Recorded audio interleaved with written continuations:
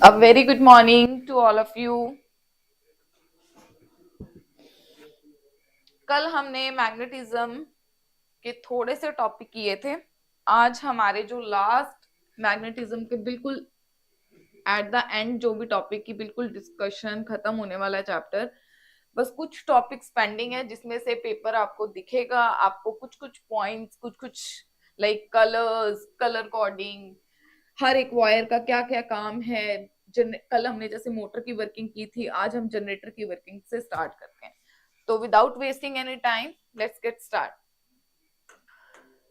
हाँ जी, कल हमने एसी मोटर के बारे में किया था, आज हम करते हैं इलेक्ट्रिकल जनरेटर के बारे में। ठीक, चलो जी। इलेक्ट्रिकल जनरेटर कहते हैं इलेक्ट्रिक मोटर की तरह सेम ही काम करता है।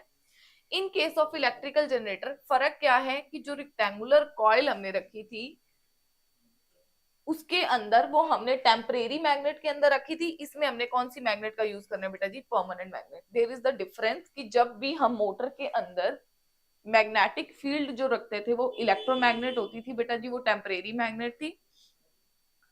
और अगर मैं बात करूं जनरेटर के केस में, तो इसमें जो मैग्नेट होगी दैट इज परमानेंट मैग्नेट। इसके अंदर भी एक्सल मूव करेगा, जब भी आर्मेचर मूव करेगा यहाँ पे एक मैग्नेटिक फील्ड इंड्यूस होगी। अब जो मैग्नेटिक फील्ड इंड्यूस होगी वो क्या करेगी बेटा जी? इंड्यूस करंट प्रोड्यूस करेगी, जिसकी वजह से रोटेशन होगी। और कल हमने पढ़ा था कि जो मोटर थी वो हाफ रोटेशन करती थी, हाफ रोटेशन करती थी। और इसके केस में क्या होगा? When the armature cross the half way mark of the rotation does the current changes once in every rotation। इसमें बेटा जी करंट की वैल्यू होगी चेंज। हम पढ़ेंगे AC mode, AC current, DC current दोनों में क्या डिफरेंस है। Due to electrical generator usually produce alternate current that is AC. मैंने यही बात की एसी करंट डीसी करंट की। To convert AC generator into DC generator हमको यहाँ पे एक स्प्लिट रिंग का यूज करना होता है। वो स्प्लिट रिंग क्या करती है? एसी करंट को डीसी करंट में क्या कर देती है बेटा जी? कन्वर्ट करती है। अब एसी और डीसी, एसी मतलब ऑल्टरनेटिंग, ऑल्टरनेटिंग करंट, डीसी मतलब डायरेक्ट करंट।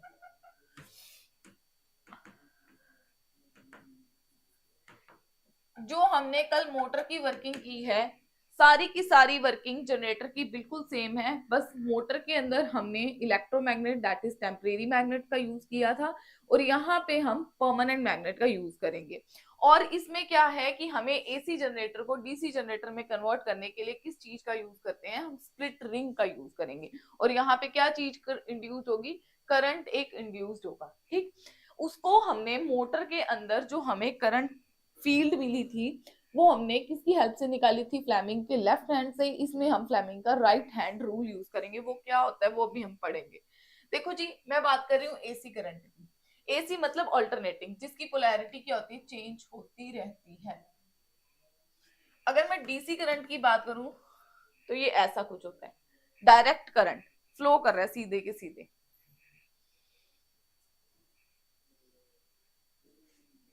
आगे है इलेक्ट्रोमैग्नेटिक इंडक्शन। नेक्स्ट टॉपिक है इलेक्ट्रोमैग्नेटिक इंडक्शन।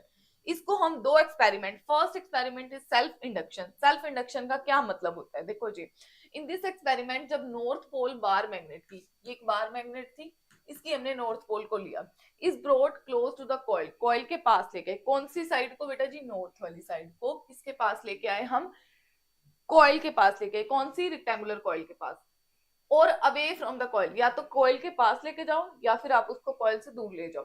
तो हम देखेंगे कि हमें कुछ डिफ्लेक्शन नजर आ रही है। किसमें? गैल्वेनोमीटर। कल हमने गैल्वेनोमीटर किया था कि जो स्मॉल अमाउंट ऑफ करंट को मेजर करता है, स्मॉल अमाउंट ऑफ करंट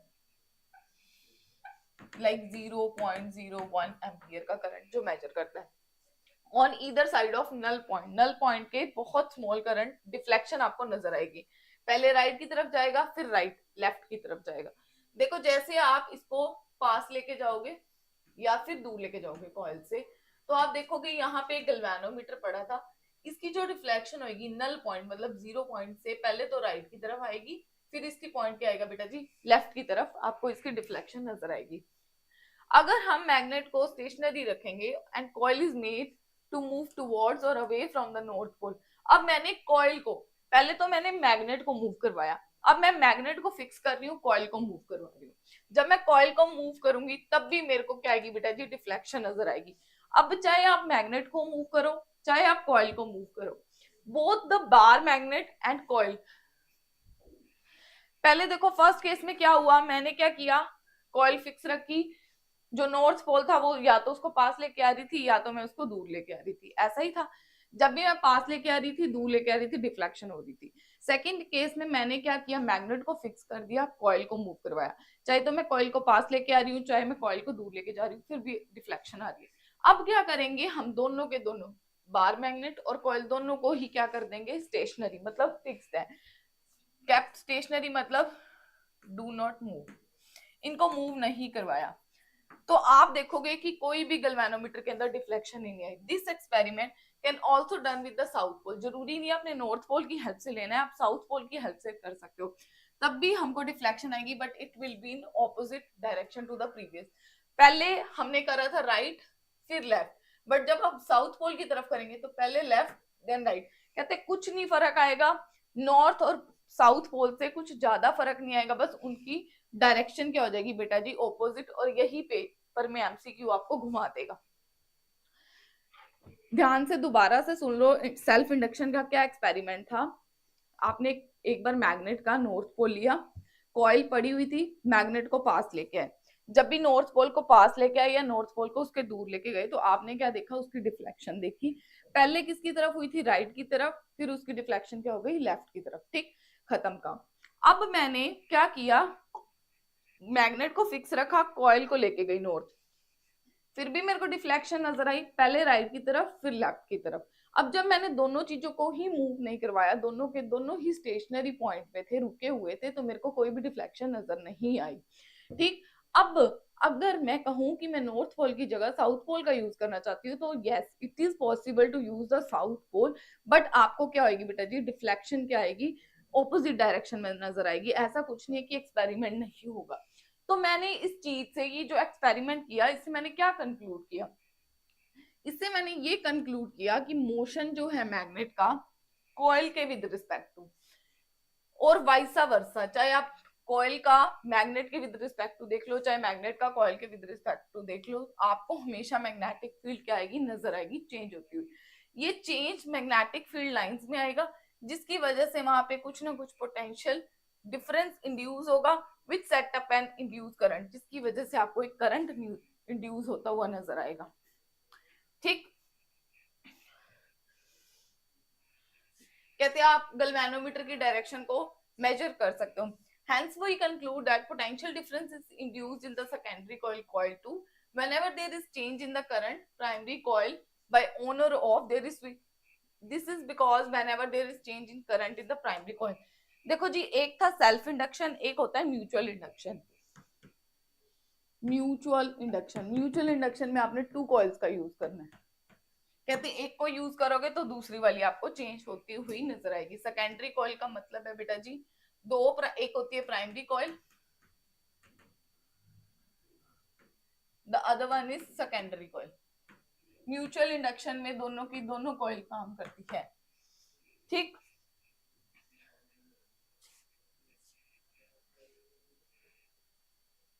कहते जब भी आपको सेकेंडरी कॉइल में प्राइमरी की वजह से सेकेंडरी कॉइल में चेंज नजर आता है बेटा जी, उसको क्या बोलते हो, इलेक्ट्रोमैग्नेटिक इंडक्शन के नाम से आप उसको जानते हो। अब आपने जो paper point of view point learn करना है वो देखो, द इंड्यूस्ड करंट, इसको स्टार लगा लो। कहते जो इंड्यूस करंट हुआ कहां पे हाईएस्ट होगा, टू बी फाउंड हाईएस्ट, कहां पे आपको हाईएस्ट मिलेगा, when the direction of motion of coil, coil की डायरेक्शन राइट एंगल पे होगी टू द मैग्नेटिक फील्ड। जब भी बेटा जी कॉइल 90 डिग्री के ऊपर पड़ा होगा, उसका जो एंगल है 90 डिग्री पे होगा, उस पॉइंट पे जो करंट आएगा वो सबसे मैक्सिमम आएगा। ये पेपर में एमसीक्यू आपको बनके नजर आ सकता है, वेरी वेरी इंपॉर्टेंट क्वेश्चन। फिर से मैं आपको बोल देती हूँ, बता देती हूँ, अगर आपकी जो कॉइल है अगर वो मैग्नेटिक फील्ड से 90 डिग्री के एंगल के ऊपर पड़ी हुई है तो उस टाइम पे जो करंट इंड्यूस होगा, जो भी करंट इंड्यूस होगा, उस करंट की बेटा जी वैल्यू क्या होगी, मैक्सिमम होगी। अगर ये एक दूसरे के पैरेलल हो जाएंगे तो वैल्यू क्या हो जाएगी बेटा, जीरो। मिनिमम भी पूछ सकते हैं, मैक्सिमम भी पूछ सकते हैं। मैक्सिमम कब होगी, जब ये राइट एंगल पे पड़े होंगे। Keep in mind this thing.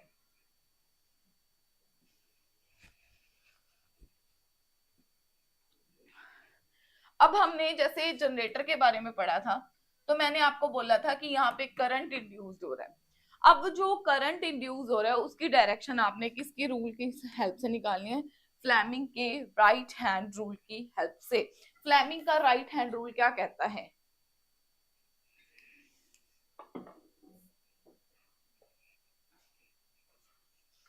इसमें भी आपने बेटा जी थंब का, फोर फिंगर और मिडल फिंगर का ही यूज करना है, बट परपेंडिकुलर होने चाहिए और राइट हैंड के यूज करने, लेफ्ट हैंड के नहीं यूज करने।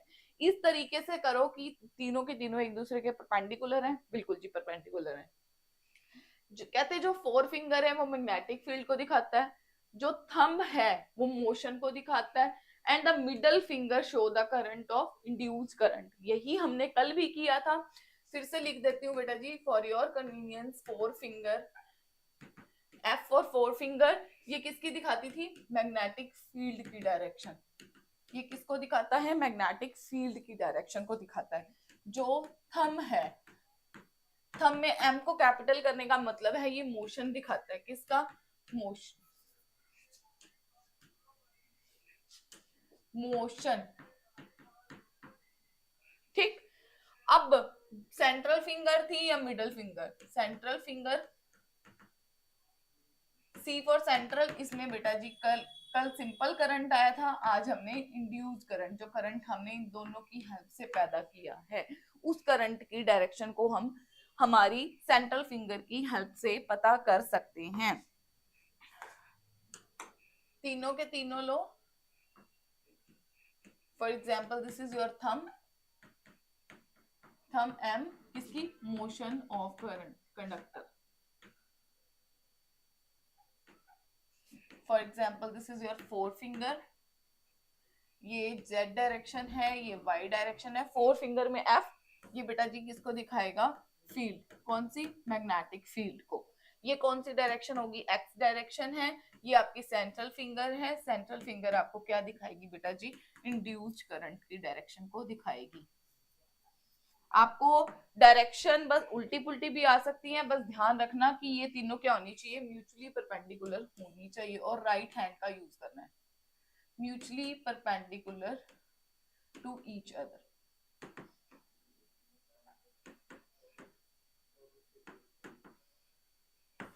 Keep in mind, very important.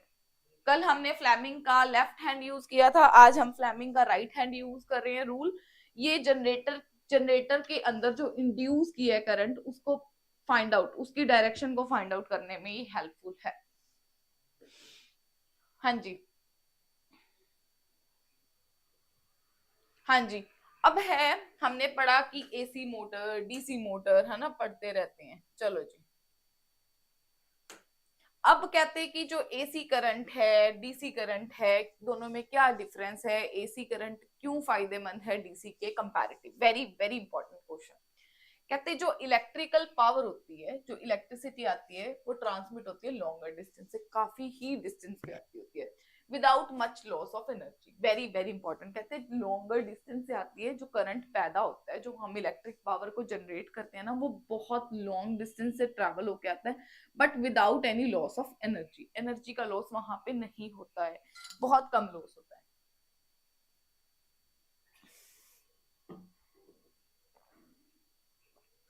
इसीलिए जो कॉस्ट है उसकी, ट्रांसमिशन की कॉस्ट का मतलब, जब हम उसको ट्रांसपोर्ट करवाते हैं तो उसका जो खर्चा होता है बेटा जी वो कम हो जाता है। ठीक।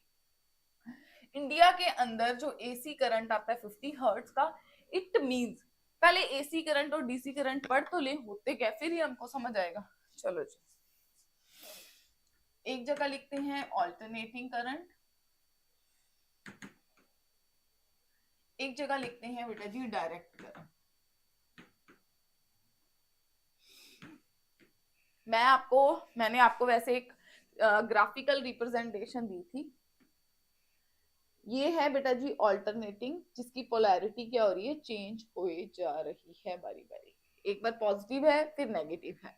डायरेक्ट करंट में क्या होगा, इसकी जो वैल्यू है सीधी सीधी आएगी, इसके अंदर पोलैरिटी क्या होती है, चेंज होती है।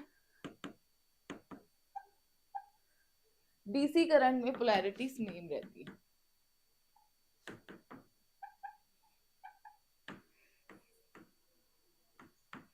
ठीक, पोलैरिटी क्या रहती है बेटा जी, सेम रहती है। ये ऑल्टरनेटिंग करंट है, ये डीसी करंट है, डायरेक्ट करंट है।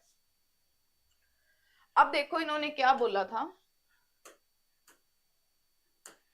कहते जो पावर आती है लॉन्गर डिस्टेंस से ट्रैवल होके आती है और इसका जो खर्चा होता है वो कम होता है। हमारे घर इंडिया में जो फ्रीक्वेंसी रेंज है, आपसे ये MCQ, this is MCQ question, आप मार्क कर लो क्वेश्चंस एमसीक्यू के। जो फ्रीक्वेंसी रेंज है एसी की ऑल्टरनेटिंग करंट की, दैट इज 50 हर्ट्ज। अच्छे से याद कर लेना, 50 हर्ट्ज का क्या मतलब है। पहली बात, फ्रीक्वेंसी को मेजर किया जाता है बेटा जी हर्ट्ज में। किसमें मेजर करते हैं, हर्ट्ज में। इसके एसआई यूनिट क्या होते हैं, हर्ट्ज, एसआई यूनिट। ठीक, जो फ्रीक्वेंसी होती है वो टाइम पीरियड का रेसिप्रोकेट करती है। जो फ्रीक्वेंसी होती है बेटा जी वो टाइम को रेसिप्रोकेट करती है। ठीक, कहते हैं जो एसी की वैल्यू 50 हर्ट्ज है, इसका क्या मतलब है, इट मींस, ध्यान से सुनो, इट, इसका मतलब after every 1/100 second it change its direction. Her 1/100 second में ये क्या करती है, अपनी डायरेक्शन को चेंज करती है। यही हमने किया था कि जो एसी करंट है वो अपनी पोलैरिटी को बेटा जी क्या करता रहता है, चेंज। कहते 1/100 सेकंड के अंदर, सेकंड ही लिखे ना बेटा जी, सेकंड क्यों लिखे, क्योंकि फ्रीक्वेंसी क्या होती है, टाइम का रेसिप्रोकेट करती है। कहते 1/100 सेकंड पे ये अपने आप को क्या करती रहती है, अपनी डायरेक्शन को चेंज, पहले पॉजिटिव फिर negative, positive negative positive negative, ऐसे ही ये करंट चलता रहता है। तो कौन सा करंट, लॉन्गर डिस्टेंस पे अगर करंट आ रहा है तो कौन सा करंट आ रहा है बेटा जी, एसी करंट आ रहा है, क्योंकि एसी करंट की जो एनर्जी लॉस होती है वो कम होती है और जो खर्चा होता है वो भी क्या होता है बेटा जी, कम होता है। डोमेस्टिक इलेक्ट्रिक सर्किट्स, डोमेस्टिक मतलब घर की बात करें, हमारे घरों में जो इलेक्ट्रिक पावर सप्लाई होती है उसका जो पोटेंशियल डिफरेंस होता है वो 220 वोल्ट होता है और फ्रीक्वेंसी कितनी होती है बेटा जी, 50 हर्ट्ज की होती है। एमसीक्यू के ये क्वेश्चंस हैं, आप इसको अच्छे से मार्क कर सकते हो, पेपर में इनकी वैल्यूज डायरेक्ट पूछी जाएंगी विदाउट एनी कंफ्यूजन। न्यूमेरिकल्स आएंगे तो भी इनकी जो वैल्यूज है वो फिक्स है। हमारे घर पे कितना आता है बेटा जी, कितने पोटेंशियल डिफरेंस पे 220 और कितना करंट आता है 50 हर्ट्ज का, ये आएगा मतलब आएगा, जो है वही रहेगा। अब हमारे घर के अंदर क्या होता है बेटा जी, वायरिंग वाला सिस्टम होता है। इसके अंदर 3 वायर्स कनेक्ट होती हैं। कौन कौन सी वायर्स कनेक्ट होती हैं, देखो जी। सबसे पहले जो कलर कोडिंग में आपको बोल रही थी, कलर कोडिंग, अब उसके पे मतलब कलर कोडिंग के बेसिस पे आज का जो टॉपिक है ना बेटा जी, ये सारा ही इंपॉर्टेंट है, क्योंकि इसमें छोटे छोटे एक एक मार्क के क्वेश्चंस बहुत ज्यादा बनते हैं। सबसे पहले हमारा जो कलर, रेड इंसुलेशन कवर, एक 3 तारें होती हैं, अगर तार का कलर बेटा जी लाल है तो किस वायर को दिखाता है, लाइव वायर, विच मीन्स ये पॉजिटिव है। लाइव वायर का पोटेंशियल सबसे ज्यादा होता है, वो कितना होता है, 220।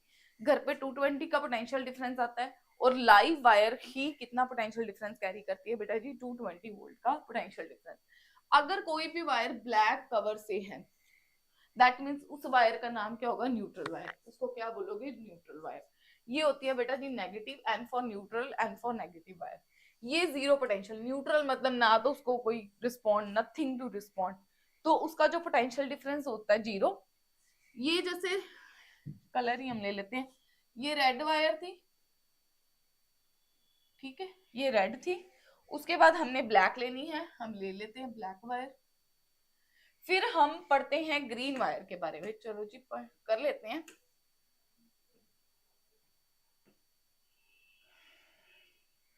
ये ग्रीन वायर, ठीक है, ले लिया।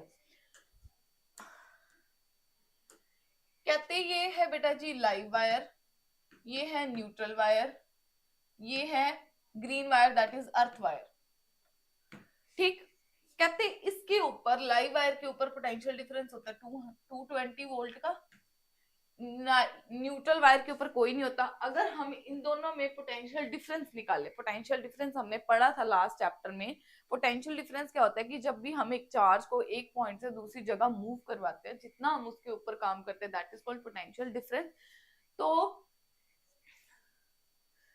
तो इन दोनों वायर्स के अंदर पोटेंशियल डिफरेंस, इसका 220 है, इसका 0 है, 220 में से 0 को माइनस करोगे तो पोटेंशियल डिफरेंस विल बी 220। ठीक है, इसीलिए इन्होंने लिखा है therefore potential difference between the two. ये टू कौन कौन से, live wire and neutral wire के अंदर बेटा जी कितना रहेगा डिफरेंस, 220, क्योंकि उसके पास तो कोई भी वैल्यू नहीं है, तो ये 220 वोल्ट की रहने वाली है। ठीक है जी, आगे हमारे पास आती है ग्रीन कलर की insulated wire, that is called earth wire, जिसको हम जमीन पे करते हैं, जिसको हम बोलते हैं बेटा जी अर्थिंग कर रहे हैं। क्या कर रहे हैं, अर्थिंग। जो भी एक्स्ट्रा करंट आएगा उसको हमने जमीन में डिप कर देना है, सो दैट कि सारा का सारा एक्स्ट्रा करंट जमीन में चला जाए और हमको कोई भी शॉक ना लगे। It is connected to copper plate deep in the earth, earth के अंदर नियर हाउस। हमारे घरों के पास ही हम अर्थिंग, आजकल आप भी घर पे पूछ सकते हो कि हमारे घर पे अर्थिंग हुई हुई है कि नहीं हुई, तो आपका आंसर होगा बेटा जी यस, हुई हुई है। उसको कॉपर प्लेट के साथ अटैच करते हैं। क्वेश्चन आ सकता है किस प्लेट के साथ, कॉपर प्लेट के साथ यूज करते हैं, हमारे घरों के पास ही। तो आपने इसमें बेटा जी सबसे पहले कलर कोडिंग को याद करना है। कौन सी वायर थी, रेड किसकी थी, लाइव, जो सबसे डेंजरस वायर होती है। ब्लैक वाली न्यूट्रल वायर थी, और ग्रीन वाली कौन सी वायर है, अर्थ, अर्थिंग करते हैं। ठीक, the metallic body of the appliance is connected with earth. Earth wire क्यों करी जाती है, क्योंकि वो सेफ्टी मेजर होता है। सारा का सारा जितना भी बेटा जी एक्स्ट्रा करंट होगा वो जमीन में चला जाएगा, जो एक्स्ट्रा करंट होगा वो जमीन में चला जाएगा। और अर्थिंग का कुछ सिंबल इस तरीके से, ठीक, जमीन में गाड़ देते हैं। अब देखो, कहते हैं जो अर्थ वायर होती है उसकी रेजिस्टेंस कम होती है to the current, hence any leakage of current. यही मैंने बताया कि जितना भी एक्स्ट्रा करंट होगा, लीकेज होगी करंट की, वो सारी मेटालिक बॉडी, मेटालिक बॉडी क्यों, क्योंकि वो करंट को कैरी करेगी and keep its potential equal to that of earth, earth के पोटेंशियल डिफरेंस के बराबर ले आएगी। This means zero potential and the user is save from severe electric shock. अगर हम अर्थिंग करवा लेंगे तो हम बहुत सारे, सेवरे मतलब सवियर, बेसिकली सवियर शॉक, मतलब जो बहुत डेंजरस होता है, जिससे हमारे कभी कभी फैटल, फैटल मीन्स जिससे इमीडिएट डेथ हो सकती है, उस डिसीज से, उस डेथ से हमको ये क्या करता है, शॉक से हमको बचा लेता है। इसलिए अर्थिंग करवानी इज कंपल्सरी, अर्थिंग करवाई जाती है। Domestic virus, sorry, domestic circuit के अंदर कुछ इंपॉर्टेंट पॉइंट्स हैं। पॉइंट क्या क्या है, कहते हैं हर एक अप्लायंस का अपना स्विच होना चाहिए ऑन और ऑफ का, मतलब फैन का अलग, लाइट का अलग। जितनी भी आप घर पे जितने भी अप्लायंसेस यूज कर रहे हो, मिक्सर, स्ट्रेटनर, एनी, तो आपको उसका स्विच क्या होना चाहिए, अलग होना चाहिए। In order to provide equal potential difference to each appliance, they should be connected parallel. ये हमने पिछले चैप्टर में ही पढ़ा था कि सारे के सारे जो सर्किट के अंदर कनेक्शन होते हैं वो कौन से होने चाहिए, पैरेलल कनेक्शन होना चाहिए। इनका जो कनेक्शन होना चाहिए वो किस तरीके का होना चाहिए, पैरेलल कनेक्शन होना चाहिए, so that can be operated at any time. जिसको आपने जब यूज करना है तो आप तभी यूज कर सकते हो। ठीक, we have two electric circuit in our home, हमारे घर पे 2 इलेक्ट्रिक सर्किट होने चाहिए। ठीक,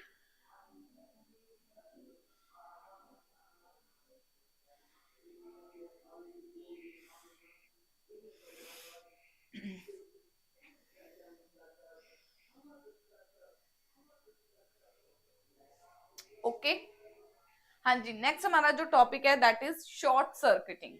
नेक्स्ट हमारा जो टॉपिक है शॉर्ट सर्किटिंग, ये वायर्स के बेसिस पे, किसके बेसिस पे बेटा जी, वायर्स के बेसिस पे। आप लोगों ने भी शॉर्ट सर्किटिंग के बारे में सुना होगा।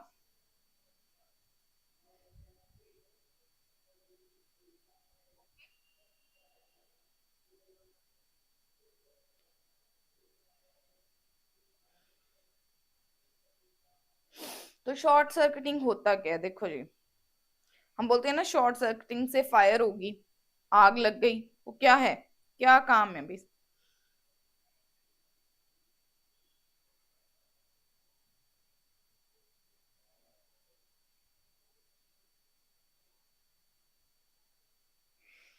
हाँ जी, देखो जी, शॉर्ट सर्किटिंग कहते हैं 2 वायर्स, कौन कौन सी, एक तो लाइव वायर,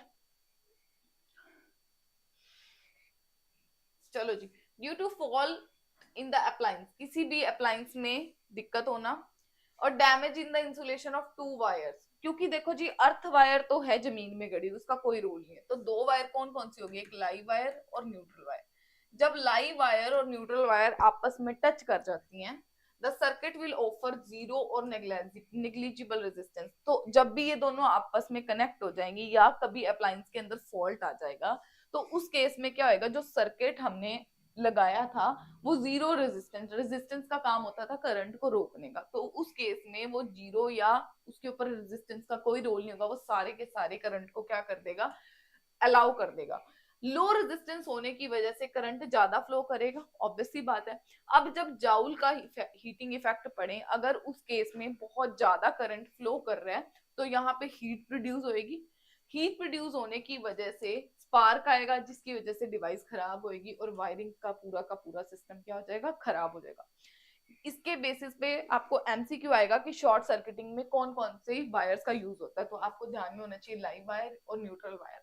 जब भी ये दोनों वायर्स एक्सीडेंटली टच करेगी, जब भी ये दोनों वायर्स आपस में टच करेंगी बेटा जी, इस केस में रेजिस्टेंस हो जाएगी जीरो या निग्लिजिबल, मतलब ना के बराबर, अगर हुई भी तो ना के बराबर होएगी। उस केस में होगा क्या, इनके अंदर रेजिस्टेंस जीरो, रेजिस्टेंस का काम था करंट को रोकने का, अब करंट तो रोक, जीरो रेजिस्टेंस है तो करंट तो सारा ही फ्लो करेगा। अब बहुत उस डिवाइस के अंदर, उस अप्लायंस के अंदर बहुत ज्यादा करंट फ्लो कर रहे हैं। अब जूल के हीटिंग इफेक्ट की वजह से जितना ज्यादा करंट जाएगा उसके अंदर उतनी ज्यादा हीट प्रोड्यूस होगी। अगर उसके अंदर हीट बहुत ज्यादा प्रोड्यूस होगी, जिसकी वजह से क्या आएगा बेटा जी, स्पार्किंग होगी। अगर स्पार्किंग होगी तो उससे होगा क्या, डिवाइस डैमेज हो जाएगी और पूरा का पूरा जो वायरिंग का सिस्टम है वो सारा का सारा क्या हो जाएगा, रप्चर हो जाएगा, खराब हो जाएगा शॉर्ट सर्किटिंग की वजह से। ठीक, नेक्स्ट हमारा जो टॉपिक है overloading, and this is the last topic of this chapter, overloading. Overloading क्या है, देखो जी, ओवरलोडिंग, नाम ओवर मतलब ज्यादा, लोड किसी भी डिवाइस के ऊपर क्या हो गया, बहुत ज्यादा हो गया, तो उसको क्या बोलोगे, overloading. Overloading can be caused by connecting too many appliances to a single socket. एक सॉकेट के अंदर आपने बहुत ज्यादा डिवाइसेस को एडजस्ट कर दिया, और accidental rise in supply voltage, या फिर सप्लाई वोल्टेज बहुत ज्यादा हो गई, to the total current drawn by the particular time exceed the bearing capacity of that wire.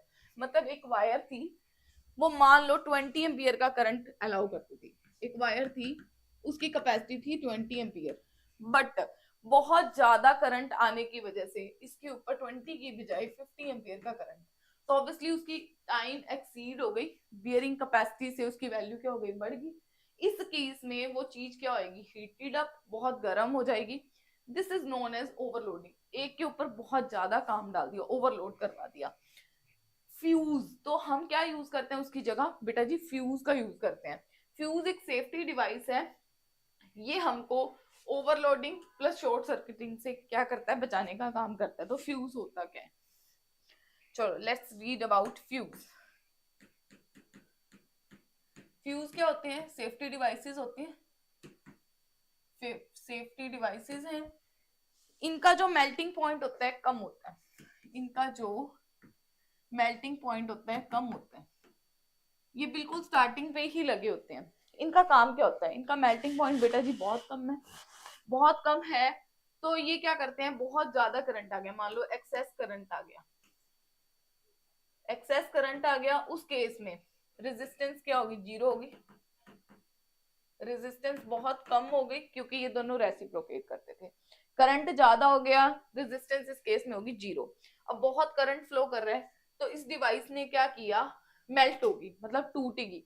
अगर बेटा जी फ्यूज टूट गया, वर्क ही नहीं कर रहा, तो हमारी जो अप्लायंसेस है वहां तक तो करंट पहुंचेगा ही नहीं।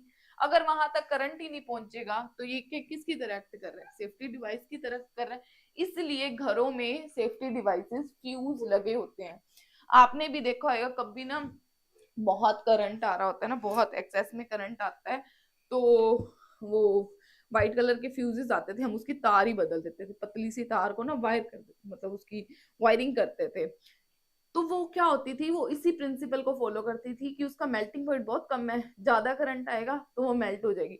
अब वो चीज जब मेल्ट ही होगी, सर्किट टूट ही गया, तो अंदर घरों तक तो डिवाइसेस तक तो करंट पहुंचेगा ही नहीं। जब घरों तक करंट ही नहीं पहुंचेगा, डिवाइसेस तक करंट का फ्लो ही नहीं होगा, तो डिवाइसेस खराब तो होंगी नहीं एक्सेस करंट की वजह से। तो फ्यूज खुद क्या करता है बेटा जी, फ्यूज का यही काम हो गया कि जितनी भी विपदा, मतलब काइंड ऑफ जितनी भी प्रॉब्लम है, जितना भी करंट है, वो कहता है मेरे को दे दो, मैं क्या करूंगा, मेल्ट हो जाऊंगा, मैं करंट आगे जाने नहीं दूंगा, तो मैं आप लोगों को क्या करूंगा, प्रोटेक्ट करूंगा। इसलिए इसको हम सेफ्टी डिवाइस की तरह यूज करते हैं। आजकल फ्यूज नहीं यूज होते हैं, आजकल बेटा जी यूज होते हैं एमसीबी। एमसीबीज क्या होते हैं? Systematic town planning. Systematic town planning ਇਹਦੀ ਮੁੱਖ ਵਿਸ਼ੇਸ਼ਤਾ ਹੈ। ਬਹੁਤ ਵਧੀਆ ਪਲਾਨ ਨਾਲ ਇਹ ਸ਼ਹਿਰ ਬਣਾਏ ਗਏ ਸੀ। ਜਿਵੇਂ ਅੱਜ ਕੱਲ ਆਪਾਂ ਪਲੈਨਿੰਗ ਨਾਲ ਸ਼ਹਿਰ ਬਣਦੇ ਨੇ, ਜਾਂ ਕੋਈ ਵੀ ਘਰ ਬਣਾਉਣਾ ਹੋਵੇ ਮੈਪ ਤਿਆਰ ਕੀਤਾ ਜਾਂਦਾ, ਠੀਕ ਹੈ, ਆਰਕੀਟੈਕਚਰ ਤਿਆਰ ਕਰਦੇ ਨੇ, ਉਸੇ ਤਰ੍ਹਾਂ ਟਾਊਨ ਪਲੈਨਿੰਗ ਇਹਦੀ ਬਹੁਤ ਵਧੀਆ ਸੀਗੀ। ਗ੍ਰਿਡ ਸਿਸਟਮ ਜਿਹਨੂੰ ਕਹਿੰਦੇ ਆਪਾਂ, ਗ੍ਰਿਡ ਪ੍ਰਣਾਲੀ ਦੇ ਬਣੇ ਹੋਏ ਸੀਗੇ, ਗ੍ਰਿਡ ਸਿਸਟਮ ਦੇ ਬਣੇ ਹੋਏ ਸੀ।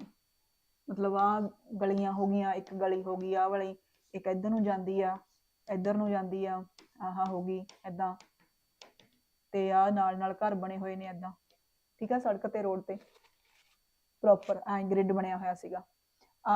ਇਹ ਵੀ ਗਲੀਆਂ ਨਾਲੀਆਂ, ਤੁਹਾਨੂੰ ਆ ਸਵਾਲ ਆਉਂਦਾ ਹੈ, ਸਮ ਐਂਗਲ ਤੇ ਕੱਟਦੀਆਂ ਸੀਗੀਆਂ, ਆਹ ਸਮ ਕੋਣ 90 ਡਿਗਰੀ ਦੇ ਕੋਣ ਤੇ ਗਲੀਆਂ ਨਾਲੀਆਂ 90 ਡਿਗਰੀ ਰਾਈਟ ਐਂਗਲ ਤੇ ਕੱਟਦੀਆਂ ਸੀਗੀਆਂ। ਇਹਨਾਂ ਦੀ ਵਿਸ਼ੇਸ਼ਤਾ,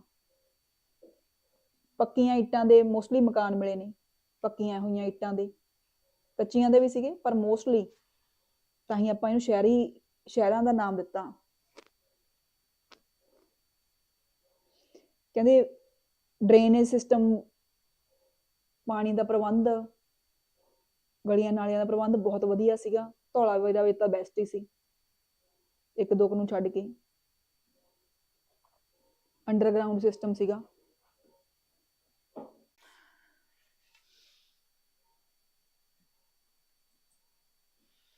हाँ जी, आजकल फ्यूज की जगह एमसीबी का यूज करते हैं। एमसीबी का क्या मतलब है? Miniature circuit breaker. Full form आ सकती है, what is the full form of MCB? तो आप लोग लिखोगे मिनिएचर सर्किट ब्रेकर।